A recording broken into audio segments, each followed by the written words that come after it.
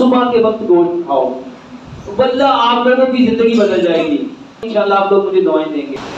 बड़ी ईद पर अक्सर तबीयत खराब हो जाती है गोश्त की वजह से, कोई हल बता दे। ये हल जो आपको बताया, सुबह के वक्त गोश्त खाओ, वल्लाह आप लोगों की जिंदगी बदल जाएगी। अच्छा, इसको समझ लो। आज से सिर्फ 30 साल पीछे जाओ, सिरी पाई कब खाए जाते थे? सिरी पाई कब खाते थे लोग? पाव कब खाते थे? निहारी कब खाते थे? मगज कब खाते थे? पराठे कब खाते थे? लस्सी कब पीते थे? दही कब खाते थे? और माशाल्लाह आप दुकानें खुल गई। कब खुल गई? रात को। ये एक मोनोपोली है।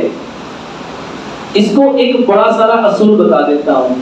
अल्लाह ताला ने दिन बनाया है काम के लिए और रात बनाई है आराम के लिए।